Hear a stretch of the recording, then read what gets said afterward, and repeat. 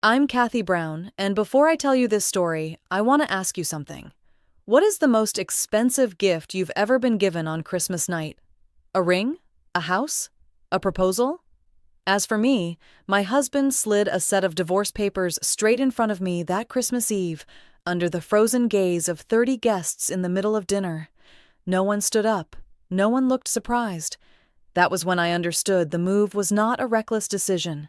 It was a humiliation carefully prepared in advance. What they did not know was that, on that same night, the Hamilton family's secret became the grave that would bury them. After I got married, I used the name Kathy Hamilton for 13 years. I was 40 years old that Christmas Eve. I lived with my husband in a wealthy town outside Savannah, Georgia, where old families treated reputation like an inheritance. There, your last name, your table, and how quiet your home was were all that mattered. People spoke about the Hamilton family with half reverence and half caution. They had land, charitable foundations, shares in several local companies, and the habit of moving through life as if others were born to step aside for them. When I first met Christopher, I used to think all of that was just background. I thought what mattered was still the man in front of me, the one who spoke gently, pulled out chairs for women, and remembered to send flowers on the right days. Christopher had the kind of politeness that outsiders trust immediately. I left my full-time marketing job after we got married, and little by little, I became the woman who supported my husband's family events, managed guest lists, worked with sponsors, and made sure everything looked perfect by Hamilton standards. I became the woman people praised as refined, capable, and gracious. The only problem was my identity. The more I was praised for being those things, the less anyone asked what I actually wanted. My mother-in-law was Gloria Hamilton, the kind of woman who never needed to raise her voice because the whole room adjusted itself around her. She could smile while criticizing your dress, compliment a meal you made, and make a suggestion so softly that if you refused, you would be the one who looked rude. While Russell Hamilton, my father-in-law, was still alive, her control had an invisible limit. After he died 2 years earlier, that limit disappeared. Maybe the thing that frightened me most was how much Christopher was becoming like his mother. Conversations got shorter. Decisions were made before I even knew there had been a decision to make.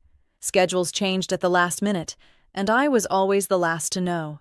His answers were calm but hollow, as if he were completing the task of speaking to me rather than actually living beside me. I started to feel less like a wife and more like a woman performing a role that had already been written, someone whose job was to walk on stage at the right moment, smile in the right place, and stay quiet when the scene ended.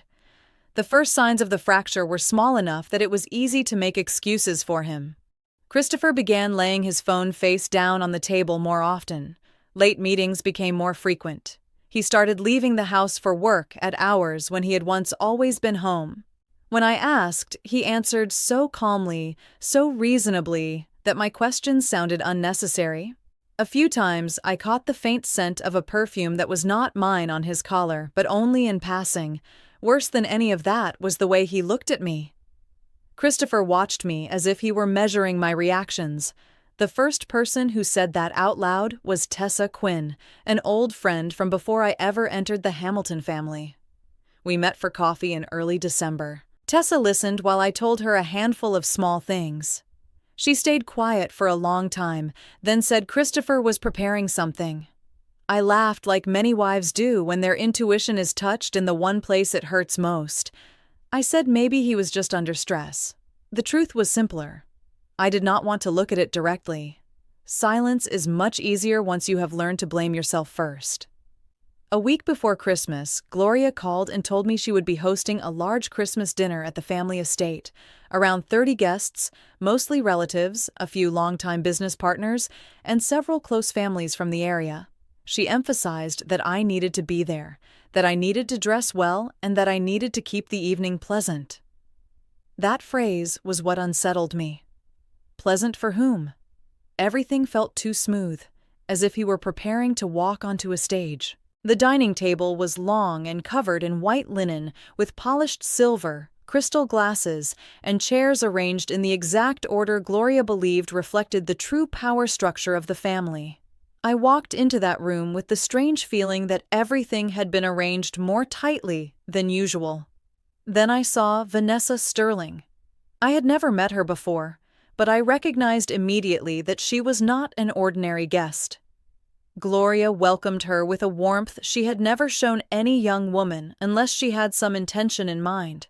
Vanessa was younger than I was, sharp, confident, wearing a dark blue dress that stood out just enough and carrying the energy of someone who knew she was being backed.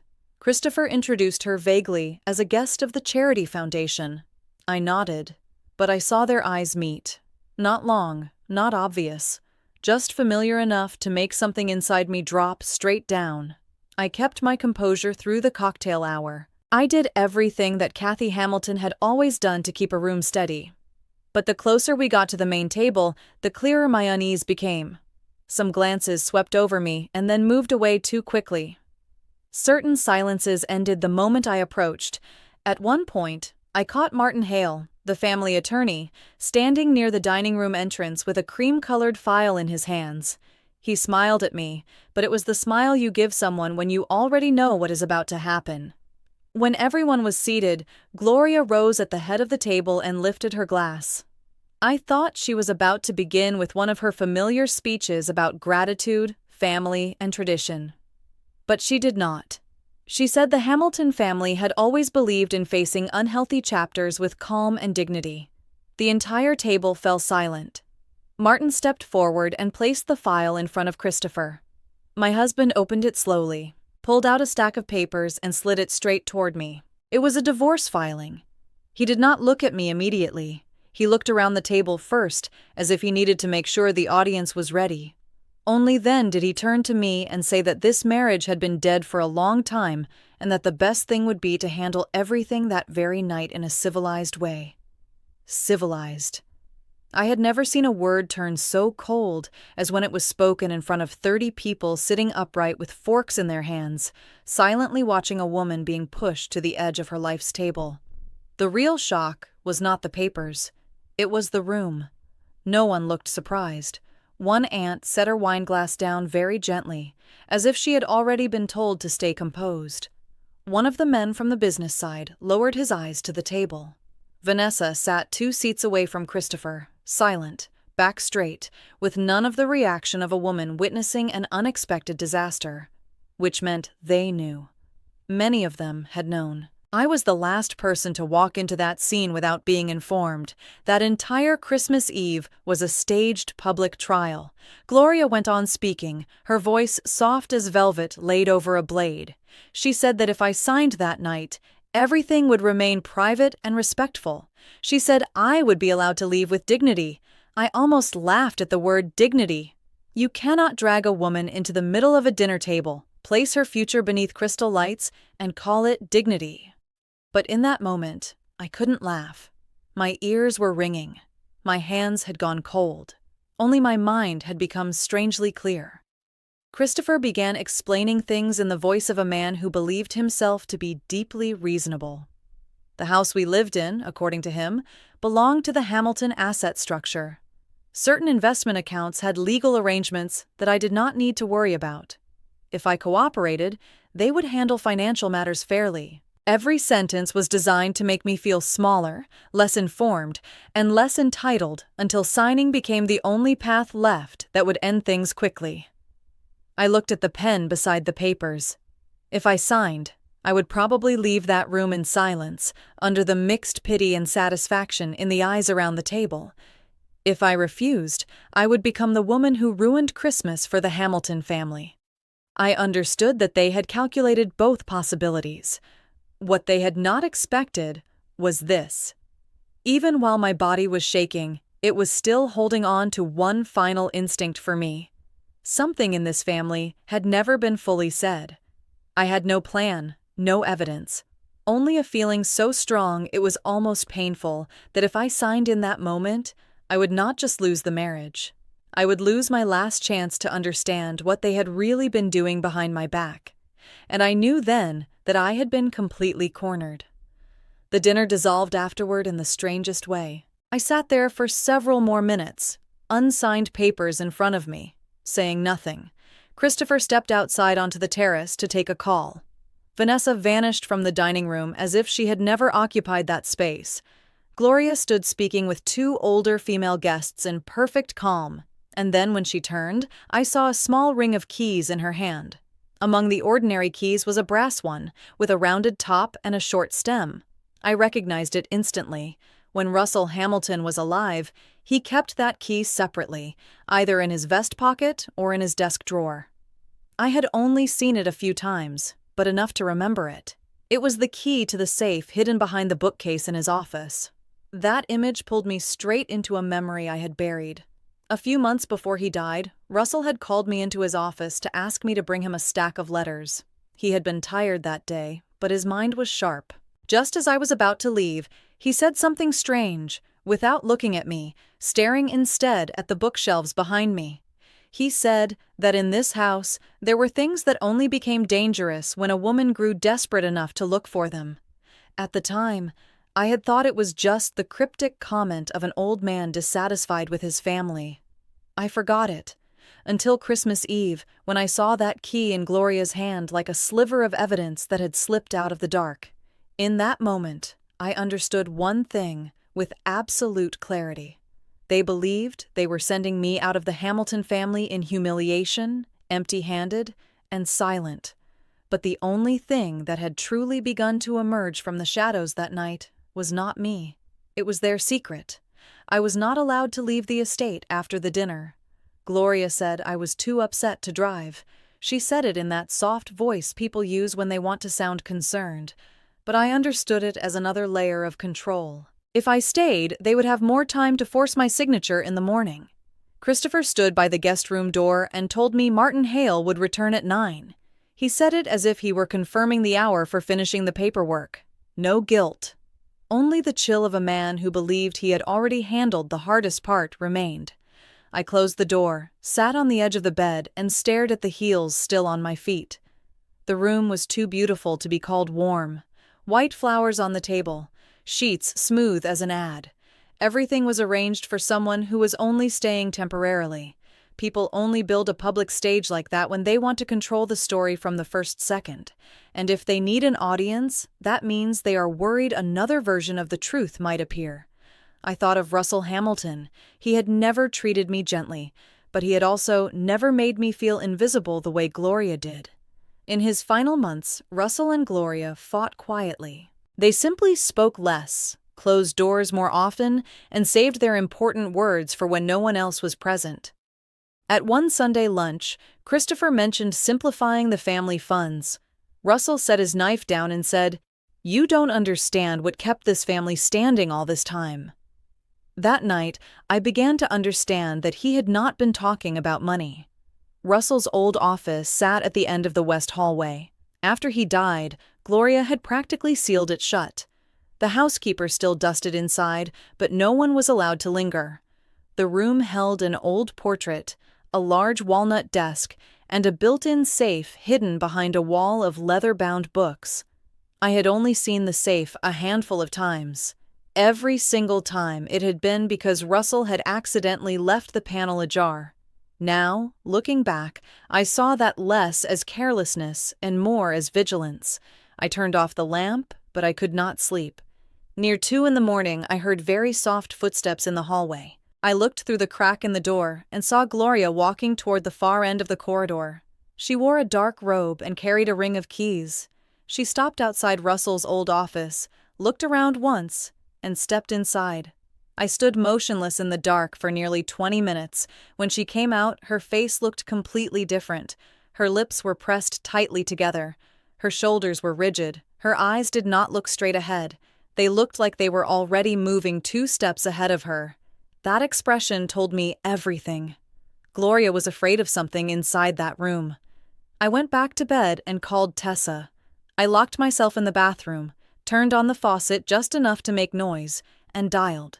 Tessa answered almost immediately. I told her everything quickly. The dinner, the divorce filing, Vanessa, Martin Hale.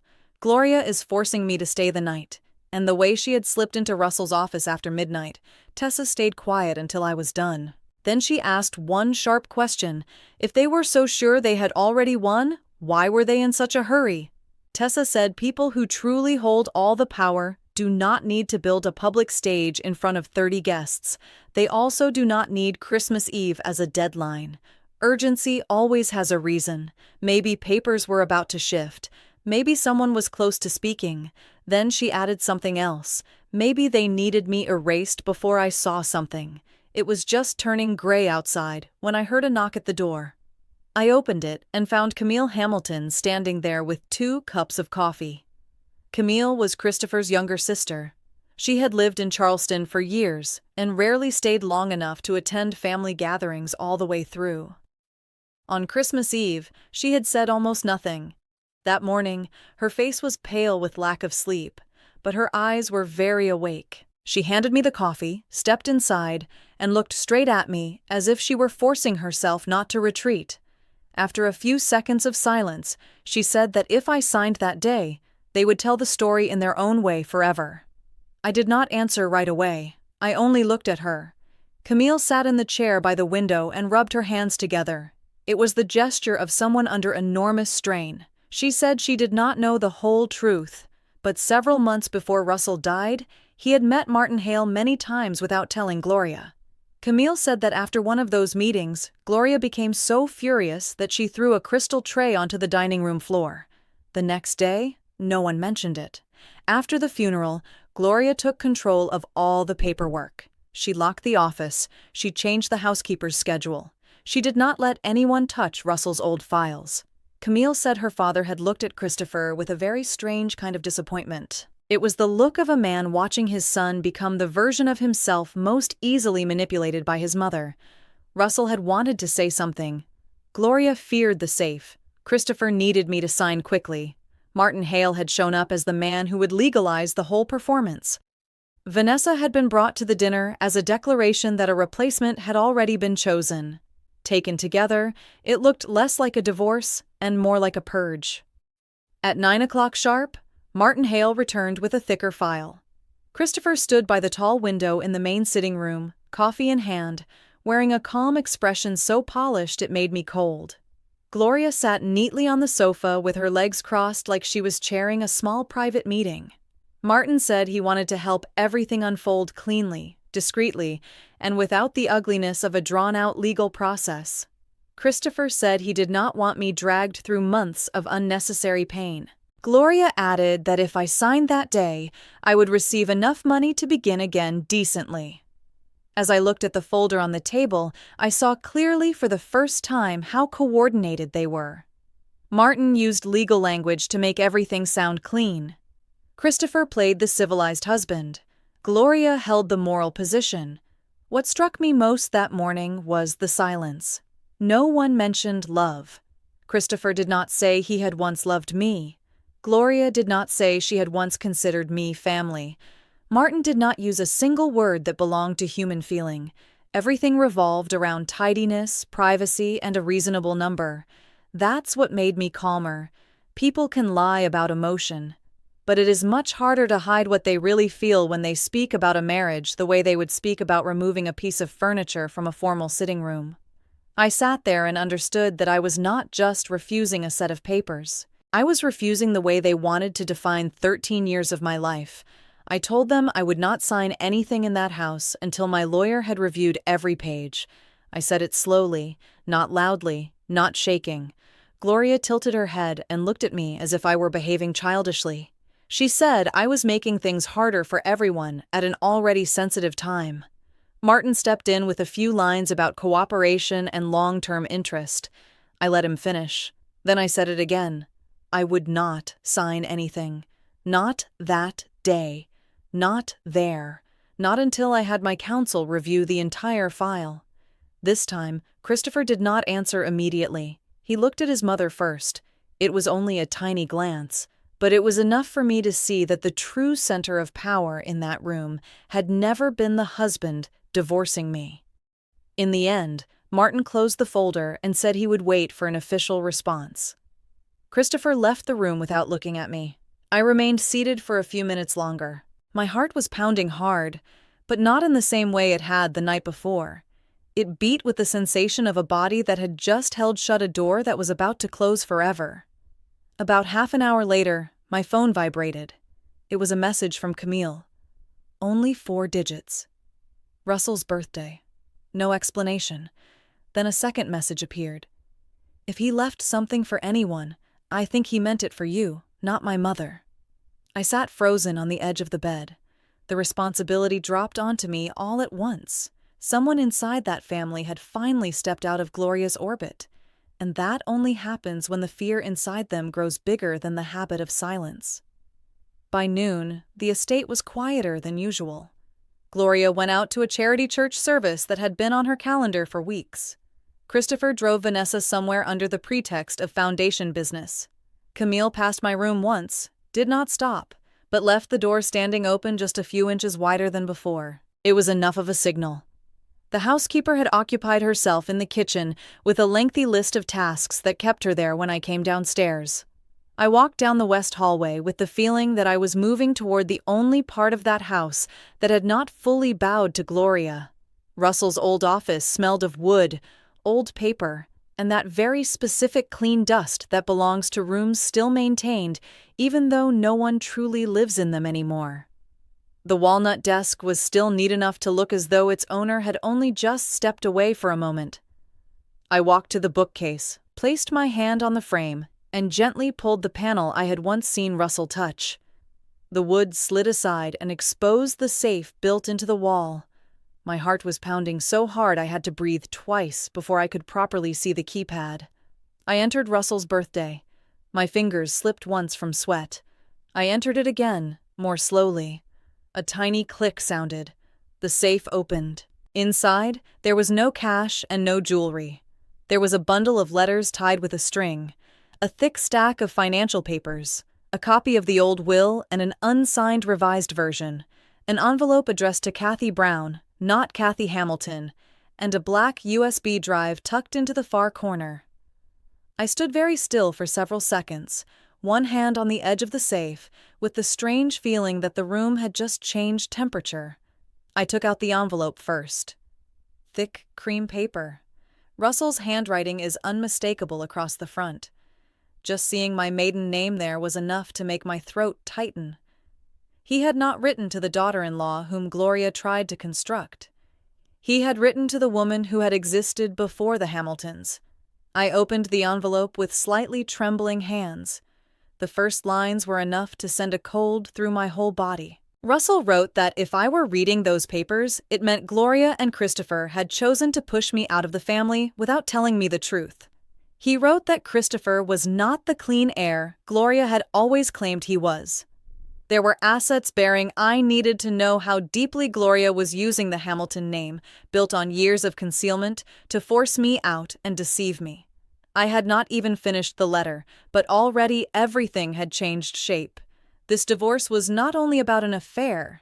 It touched inheritance, asset origin, and a secret Gloria had been afraid would surface ever since Russell was alive. By the time the safe had clicked open, I understood this. They did not just want me out of the house.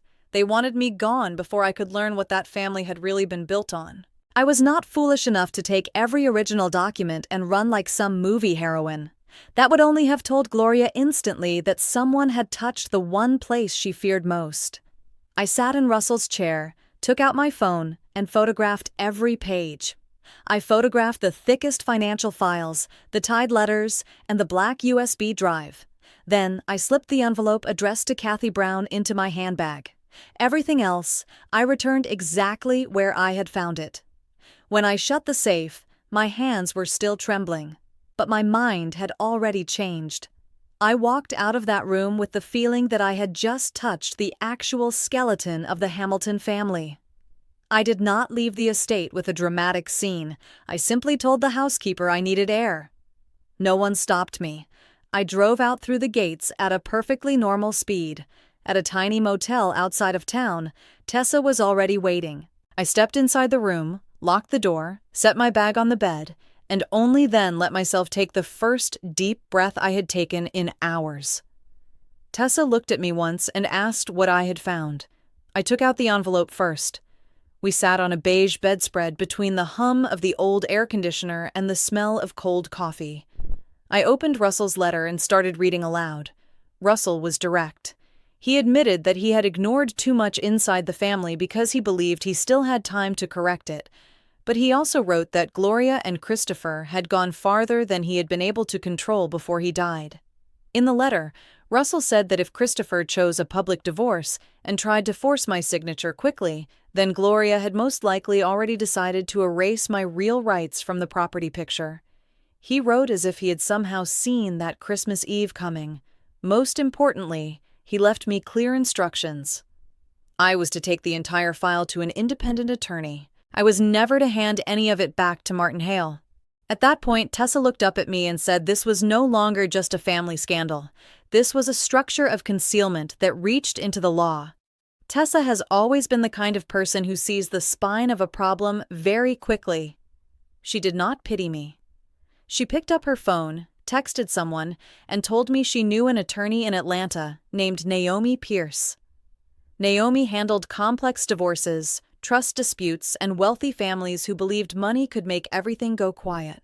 What I needed in that moment was not someone on my side emotionally. I needed someone skilled enough to look at that pile of papers and know exactly where to cut first. We drove to Atlanta that same afternoon. I sat in the passenger seat watching long strips of trees slide past the window, and for the first time, I saw that even nature could look like evidence.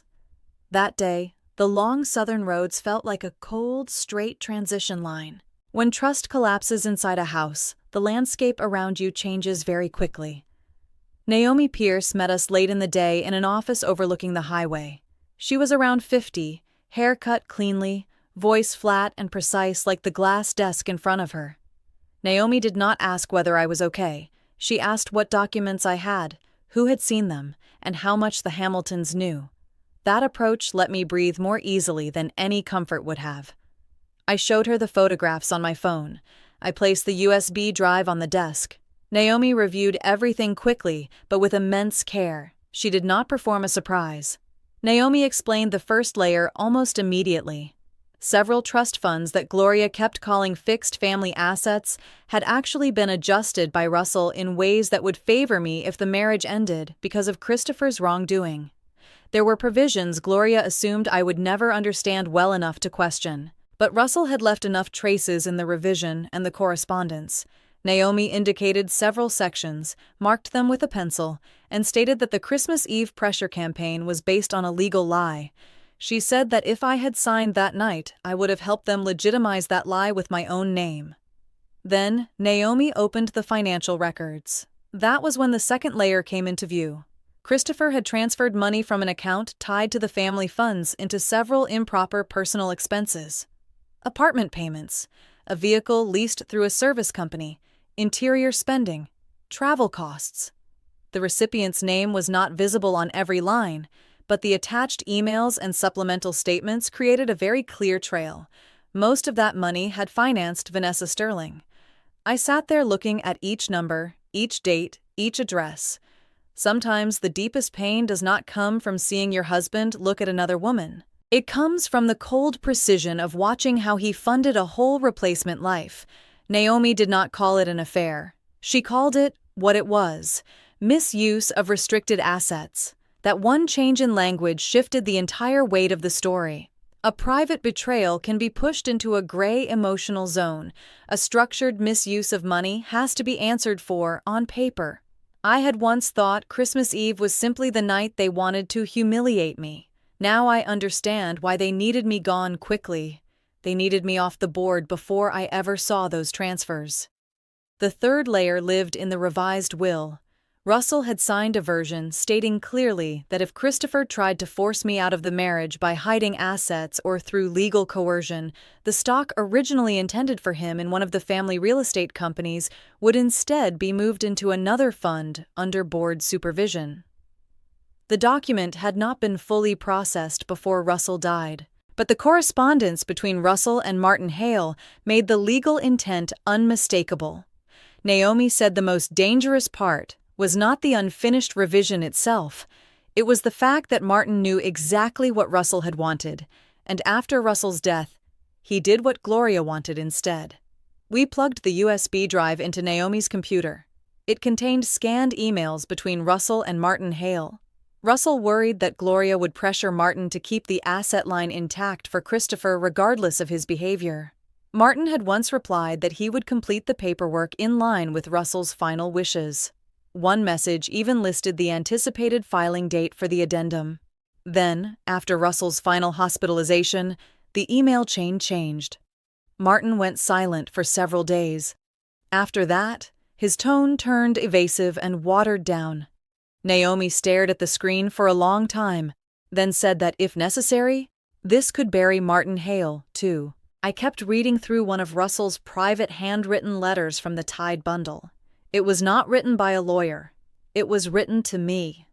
Russell said he knew Christopher was weak and arrogant and sooner or later would do something foolish in marriage. He also wrote that Gloria loved power more than truth. That sentence made me stop. For the first time, someone inside that family had written down what I had felt for years but had never dared to name. Russell did not apologize on their behalf. He warned me. If I were ever forced to sign in humiliation, it would be because Gloria needed a silent sacrifice to keep the house standing. At that point, I set the letter down and looked out through Naomi's office windows. The city was beginning to light up beneath a dark violet sky. I understood then that the deepest wound was not that Christopher wanted another woman. It was that I had been used as the perfect finish on the Hamilton family facade.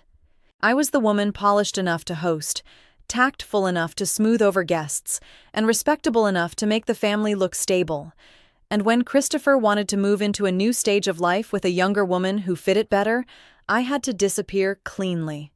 That was why the humiliation had required an audience. I had thought I was hurting because I had been betrayed. That day, I realized I was also hurting because I had been managed like an accessory. That changed how I remembered the house. Before that, I had still thought of it as beautiful. Now I saw it as a backdrop watered carefully to hide a rotten foundation underneath. An experience like that changes the way you look at the natural world, too. You learn that lushness is not the same thing as health. Naomi pulled me out of that silence with strategy. She said we would not release everything at once. I would not call anyone screaming. I would not post online. The first step was to secure the evidence. Every photograph had to be backed up in 3 places. The USB had to be copied that night. We needed to file a legal notice to block asset movement in certain areas. We needed to make sure Christopher understood that I had formal representation. And most of all, we needed to keep the safe itself a secret. That night, Christopher texted me in a much softer tone. He asked where I was. He said we needed to have an adult conversation. He said he did not want things to go too far. I did not answer. Naomi sent her formal notice the next morning. Within hours, Christopher's tone changed completely. He texted that if I made noise, I would lose all standing in the community. Naomi read the message, leaned back in her chair, and smiled faintly. She said that sentence proved one thing. They still believed I was more afraid of humiliation than of the truth. The next afternoon, Camille sent me another fragment. She remembered that on the day of Russell's final hospitalization, he and Gloria had fought about some addendum. After that argument, Gloria had burned papers in the den fireplace. Camille had not known what the papers were. She only remembered how different her mother's face had looked, tense, urgent, furious, as people often are when they feel control slipping from their hands. Camille believed Gloria did not know Russell had stored copies in the safe. That detail reinforced everything Naomi had already seen. That night, sitting alone in the motel room, I took out the envelope addressed to Kathy Brown and stared at it for a long time. For the first time, I understood why Russell had not written Kathy Hamilton. He wanted to remind me that before I became part of that family's performance, I had been a person of my own. I had my name, my rights, my capacity to recognize truth without needing the Hamiltons to permit it. Brown no longer felt like a maiden name. It felt like a rope thrown back to who I had been before. That marriage covered me over. For the first time in years, I felt fear start to retreat and something sharper, calmer, more precise take its place. I had not exposed anything yet. I had not confronted Gloria. I had not seen Christopher again. But the board had changed. From the woman being forced to sign in front of 30 guests, I had become the woman holding the one thing that could collapse the story that the family had built for years. They thought I had walked out of Christmas Eve empty-handed, but when I left that estate, I carried the very thing that could keep the Hamilton name from standing still ever again. Naomi began with the law, not with anger. That was the first real difference between the Hamiltons and me. They built stages, used witnesses, and weaponized emotion. Naomi opened her laptop and said we would do this one step at a time. The following morning, she filed a preservation notice regarding the assets tied to the family funds and companies. She also sent Martin Hale a formal letter stating that there was evidence he had failed to fully carry out Russell's final wishes. The way Naomi wrote that letter made me understand why someone like her was dangerous to the Hamiltons. Martin called back before noon. I listened to the speaker call in Naomi's office. His voice had changed completely from Christmas Eve. It no longer flowed. It no longer carried the certainty of a man standing on stable ground. Martin said there had surely been some regrettable misunderstandings. He said Russell had changed his mind many times in his final period. Naomi did not argue. She simply asked whether Martin would like to confirm that in writing. The line went silent for a few seconds. That silence was worth more than any confession. I sat beside her with my coffee in my hands and felt, for the first time, that the board had tilted slightly in my direction. That afternoon, Christopher texted saying he wanted to meet privately. The message still carried his usual calm tone. He wrote that the two of us could talk like adults. He added that we should not drag outsiders into family matters. That line nearly made me laugh. When he placed divorce papers in front of 30 people, privacy had not troubled him at all. I agreed to meet, but only in Naomi's office. Christopher arrived 10 minutes early. He wore a pale blue shirt, his hair carefully combed, his watch bright on his wrist as always. But when he walked into the glass conference room in Naomi's office, I noticed his shoulders were tighter than usual. He sat across from me, placed his phone face down on the table, and stated that we had both experienced enough pain. He said we could still resolve everything quietly. I let him go on for a few more lines about dignity and the future. Then I asked only one question. Did he want to talk about Vanessa, about Sterling Ridge Fund, or about the revision his father had left behind? Christopher froze so completely that I could hear the hum of the air system above us. He did not answer immediately. The reversal began in that exact pause. After that meeting, Gloria called me that evening. I answered at once because I wanted to hear which voice she would choose. She did not apologize. She did not pretend to be heartbroken. Gloria said wise women did not dig through the papers of the dead. She said some old secrets should stay buried with the older generation so the living could keep going. Then she moved to the point she actually wanted to make. She implied that if I exposed family matters, the first person who would suffer would be me. Gloria knows how to use reputation like an electric fence. She believed I was still more afraid of the town's eyes than of the truth. But all I heard was this. She was frightened enough to come out personally. Naomi did not answer Gloria with words. She chose Vanessa Sterling as the next pressure point. The following morning, Naomi sent Vanessa a preservation notice. The language was short but clear enough to show that certain expenses might involve her. There was no accusation in the letter. That restraint was precisely what frightened the recipient. Vanessa called Christopher almost immediately. I knew because he sent me a brief text afterward. He wrote, "What are you doing?" That tiny shift in wording showed me how badly he was losing rhythm.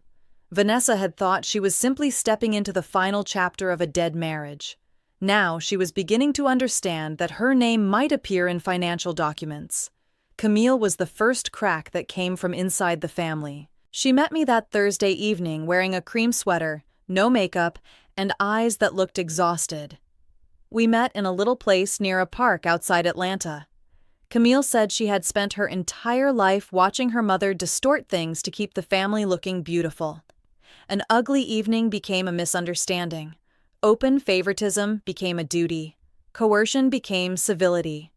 Then she said she did not want to keep living that way. She was willing to testify about Gloria's control of Russell's office, the fight over the papers, and the pressure to make me sign in front of guests. I understood that Camille was risking more than an argument with her mother. She was stepping out of the structure that had raised her from childhood. Martin Hale began his self-preservation efforts promptly. He proposed a confidential discussion. He said some aspects of Russell's intentions could be interpreted less seriously. Naomi agreed, but only through email and writing. She forced Martin to confirm each time Russell had requested changes to the will. Martin responded with phrases like, "Memory is not entirely precise. The circumstances were complicated, and the process had not been finalized." That very awkwardness weakened him line by line. I sat beside Naomi as she read Martin's replies. By then, I understood he was no longer primarily protecting Christopher. He was planning his escape route. Naomi said we did not need to release everything yet. She wanted each person in the Hamilton family to receive just enough to keep them awake at night. To Martin, she sent scanned emails showing Russell's legal intent. To Christopher, she sent the financial transactions tied to Vanessa and Sterling Ridge. To Gloria, she sent an excerpt from Russell's handwritten letter, implying that he knew she had been hiding something. She sent a warning about potential misuse of funds and asked for a halt to some transfers to the management division of one Hamilton company. That strategy meant the Hamiltons had no idea how many pieces I still held. Christopher changed tone rapidly after that. The polite texts disappeared. He started sending long, angry messages.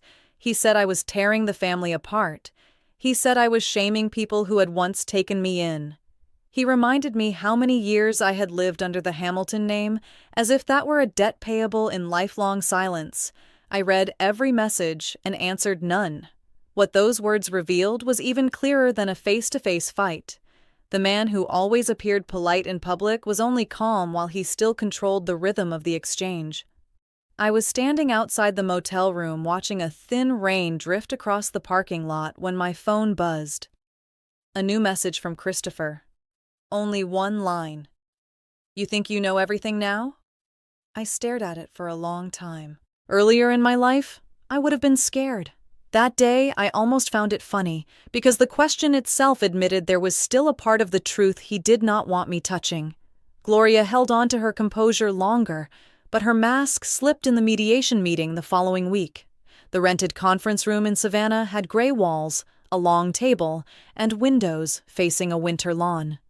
Gloria sat beside Martin in her familiar pearls, back straight, exactly as she had sat at Christmas dinner.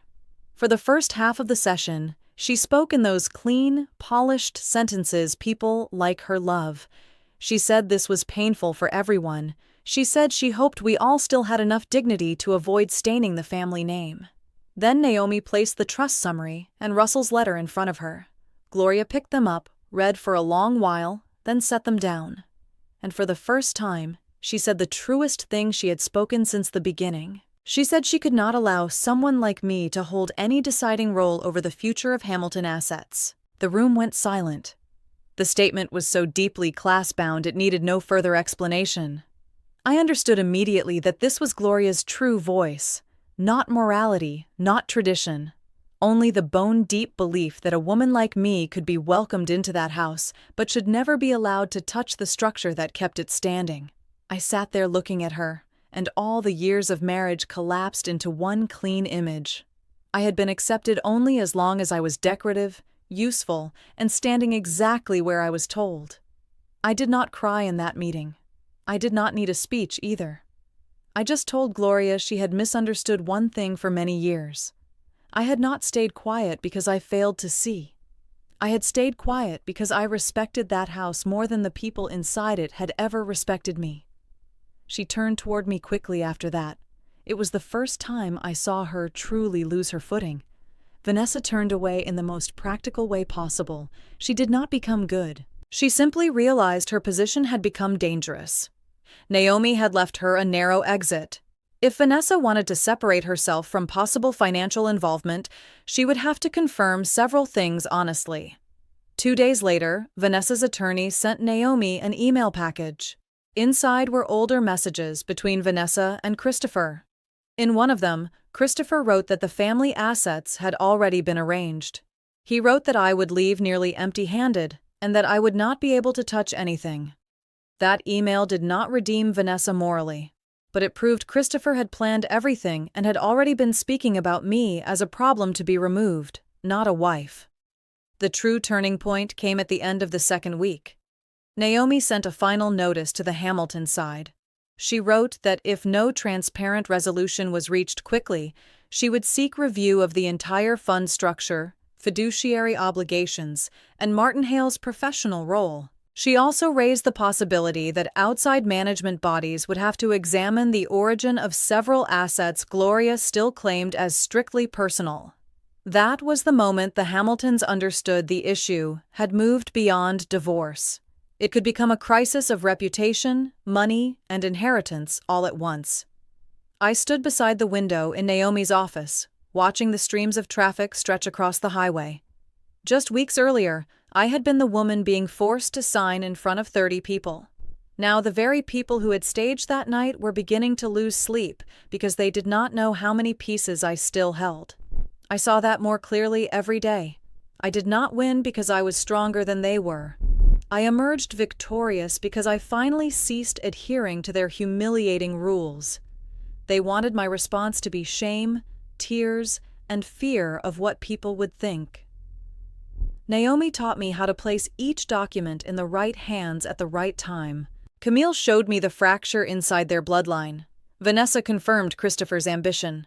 Martin exposed himself through his panic. And Gloria, the woman who once made entire rooms bend toward her, finally spoke the truth herself when she thought she still held enough power not to hide it. The Hamiltons did not begin to collapse because I shouted louder. They began to collapse the moment each one of them realized I knew exactly which parts of their house had been built on deceit. Some families are not afraid of doing wrong. They are only afraid that the wrong thing might be called by its right name. And once the woman they underestimated stops agreeing to stay silent, the whole system begins to panic. I understood that more clearly than ever when Naomi sent the final package. The rhythm of everything changed almost overnight. Christopher stopped pressing me to sign for the sake of dignity. Martin Hale began sending revised offers in a noticeably gentler tone. The people who had once seated me at that Christmas table like an unwanted object now wanted only one thing: for all of it to stay as sealed and quiet as possible. The new proposal arrived on a Monday morning. Naomi opened the email, skimmed it, and turned the screen toward me. Christopher was now willing to divide assets far more broadly than before. He also wanted to remove the murky clauses that had been in the Christmas Eve file. Instead, they were proposing a confidential settlement. No public litigation. No further release of documents outside attorney channels. I read it slowly, very clearly headed. Their sudden generosity showed me how dangerous those papers really were. Christopher only yielded because he understood he could lose more than the shell that had been protecting him. I sat there for a long time after I finished reading. Not because I was calculating money. I was thinking about what I had truly lost. Not just a marriage. I had lost 13 years spent polishing a family that never truly considered me one of its own. I had lost the years I spent trimming myself down to fit the frame Gloria allowed. I had lost countless evenings when I suppressed my own thoughts, convinced that kindness would eventually yield respect. Many women are raised with that belief. If we are gentle enough, patient enough, and tactful enough, fairness will come. I believed it once too. The truth is that some families only love the parts of you that make them look better. And yet, right in the middle of that pain, I could also see what I had kept. I still had my name. I still had my mind. I still had the right to tell this story in my own voice. For the first time in years, I was no longer thinking in the language of what people would say. I had started thinking in the language of what was true. That shift even altered the external environment. I used to look at the trimmed lawns in that town and see stability. Now I looked at trees after rain and felt that nature was more honest than people. It is a strange thing. When a marriage collapses, even the landscape around you gets rewritten. Martin Hale was the first to turn fully once the water started rising. Because he feared being pulled into professional misconduct, he began confirming in writing the very points he had once avoided. Naomi sent short, narrow questions. Martin was forced to answer tightly. He confirmed that he had met Russell privately multiple times. He confirmed that Russell had requested adjustments to both the will and the fund structure. He avoided motive. But those confirmations alone weakened the Hamilton position further. I read Martin's emails and felt two things at once: disgust and clarity. People inside a system remain loyal to the system until the system stops protecting them. Gloria lost control more slowly, but when she started losing it, the shift was visible. Camille moved out of her mother's Charleston house in a single weekend. She texted me a photo of a suitcase by the car door and wrote, "I can't go back to the old way anymore." Several relatives who knew about the Christmas Eve pressure scene began avoiding Gloria at smaller events. No one called to ask me directly what had happened. They simply changed the way they looked at her. The guests who had been at that table began circulating the story without needing any help from me. Wealthy, discreet communities are not frightened by small scandals. They are drawn to the smell of decay inside a family that has spent years pretending to be perfect. The final meeting between Christopher and me took place in Naomi's office on a thin, pale afternoon. He arrived 5 minutes late. Even that small detail told me the man who once controlled every room was now off balance. Christopher looked worn down. His eyes had sunk. His tie sat slightly wrong. His skin looked duller. I did not feel pity. I only felt the widening distance between the image he had protected and the man sitting across from me. Naomi gave us 15 minutes alone in the small meeting room. Christopher began by bringing up our early years. He talked about the first trip we took to the coast. He mentioned the first house we rented in Savannah. He said he had loved me once, genuinely. I listened to every word. There had been a time when those memories would have softened me instantly. That day, they rose like old photographs with water damage along the edges. I did not deny that they had existed. I simply knew they could not rescue what came after them. Christopher said Christmas Eve had gone farther than intended. That sentence made me look at him for a very long time. Any intention is still intention. Only the degree of humiliation changes. I told him that what ended between us was not Christmas Eve. It ended the day he decided to make me the audience for the performance of replacing me. Christopher blinked very slowly. I do not think he had ever imagined I would identify the precise part that had most deeply degraded me. People can survive betrayal longer than they expect. What breaks them is often the moment they are forced to sit and watch someone erase their place in real time. Then I said the sentence that had been waiting in me for nights. You didn't just want to leave me. You wanted me to leave lower than you, poorer than you, and more ashamed than you. That is the part I will never forgive. I said it almost quietly, but that calmness was what made Christopher sink back in his chair. He opened his mouth twice before managing to say that I was making everything crueler than it needed to be.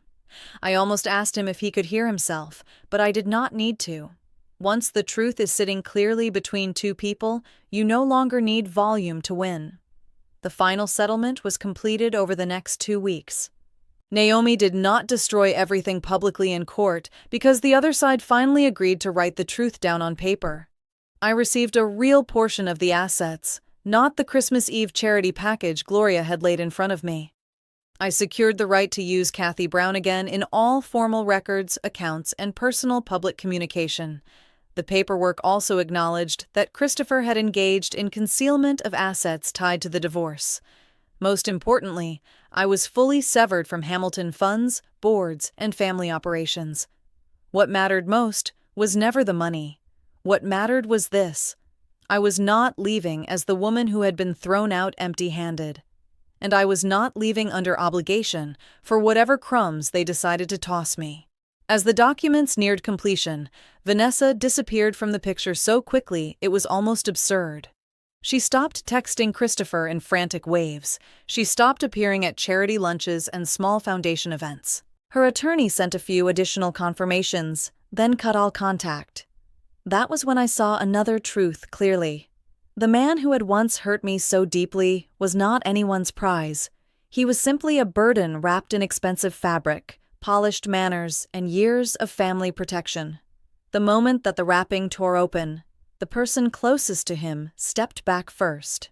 Naomi chose to use Russell's final handwritten letter as her last pressure point with Gloria. She did not release it publicly. She only asked me to read it once more, then asked if I consented to let Gloria receive a scanned copy. I said yes. In that letter, Russell wrote plainly that if one day the family was buried by the papers in the safe, the cause would not be the person who found them. The cause would be the people who had lived too long under the belief that power could replace truth. Reading that sentence sent a chill through me. Some words only strike with full force when they come from the man who once built the house. Gloria could oppose me. It would be much harder for her to oppose the voice of the dead husband she had always used as a moral symbol. Gloria's reaction did not come immediately, but 3 days later, Martin informed Naomi that Gloria wanted to revise several terms and end negotiations quickly. I understood at once that the letter had reached a place deeper than law. Money could drag Gloria into a meeting room, reputation could cost her sleep, but only Russell could force her to face the possibility that the man who had built the Hamilton world had seen her clearly for years. The day I returned to the estate, one last time to collect my remaining things, the sky was sharp and clear. The kind of sunlight that comes after rain makes every surface appear brighter than it really is. I drove through the gates without feeling my chest tighten the way it once had. The house looked unchanged. Gray roof, white columns, hydrangeas cut low. But I saw it differently now. I had once believed it was a place I needed to learn how to fit into. That day, it looked like what it truly was. A beautiful structure held together by too many layers of silence. No one forced me to stay polite anymore. No one blocked a doorway. No one had the right to decide what posture I would use to enter or leave. I walked upstairs into the old bedroom and gathered the things that were actually mine. A box of photographs, several journals, a knit coat that my mother bought me the first year I moved to Savannah, the silver bracelet Tessa gave me when I turned 30. Those small objects taught me something strange. People rarely lose themselves in one dramatic event. They lose themselves through dozens of little things they stop reaching for because they think they do not need them yet. Before I went downstairs, I passed Russell's old office. The sliding panel that concealed the safe was closed again, as though it had never been opened. I stood there for a few seconds. That room had become a dividing line in my mind. Not because it held money, but because it was the place where that family had begun burying itself long before I ever touched the door. I had simply arrived at the moment when the ground finally started to crack. I chose to use Brown again in every legal document after the divorce. Not because I hated the Hamilton name in some simple, bitter way. I chose Brown because I wanted to return to the person who existed before I learned how to stay quiet to be accepted. That name took me back to the years before charity galas, before Gloria's speeches, and before I learned to study other people's faces to decide how much space I was allowed to take up. Brown was not wealthy, it was not grandeur, but it was mine. The aftertaste of this story came slowly, but it came clearly. Christopher lost the careful image of the decent husband he had spent years cultivating. Gloria lost her ability to control the narrative absolutely. Martin lost the safety of his professional cover. Camille stepped outside her mother's orbit for the first time and began living by choices that belonged to her. And I lost a marriage, yes. But I got back my dignity, my voice, and the truth.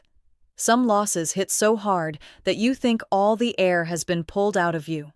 Then later, you realize the thing that left your body was not oxygen. It was the tightening band around your ribs. I did not leave like a woman who had been replaced.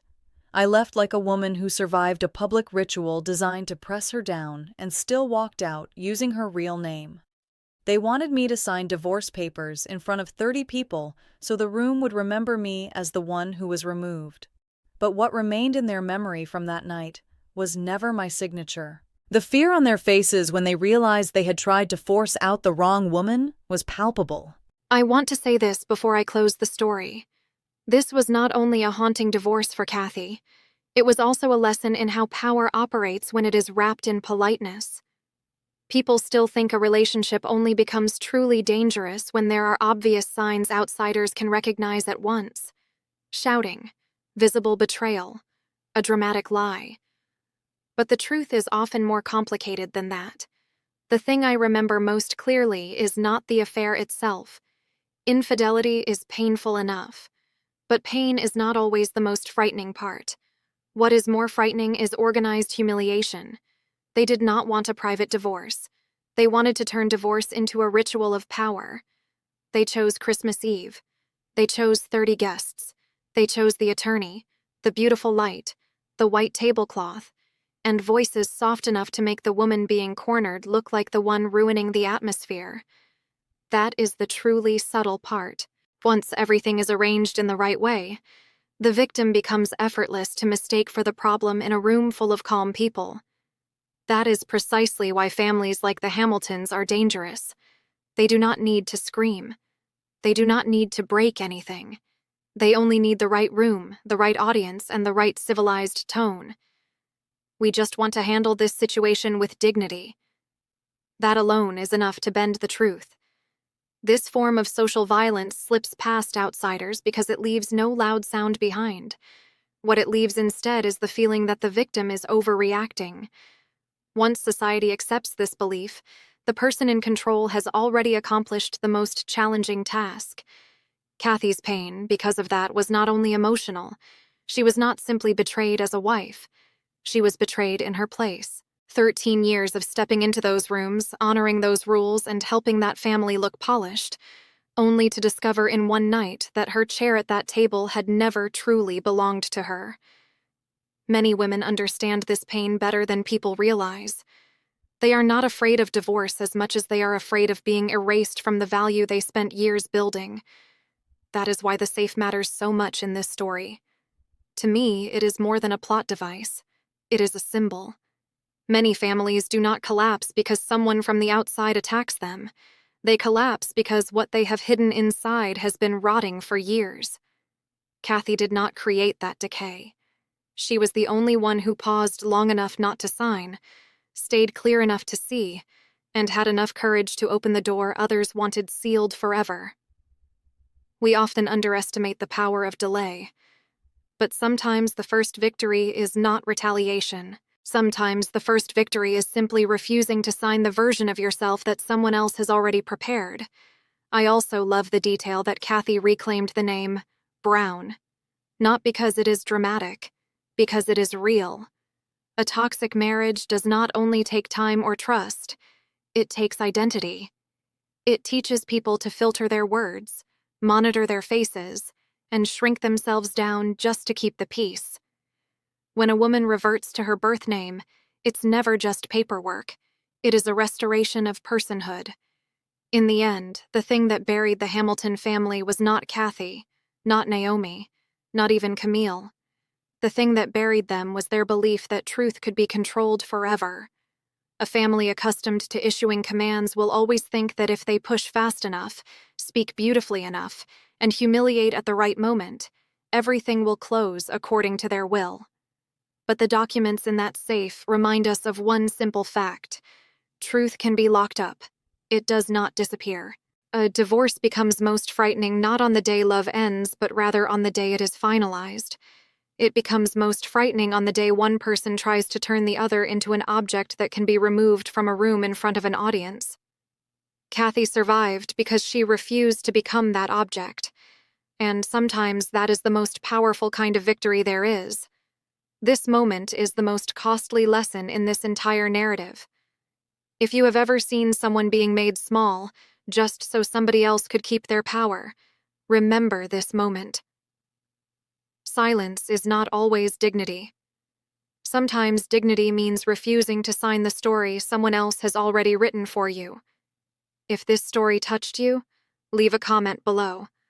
Like the video, share it with someone who needs it, and subscribe to the channel for the next story.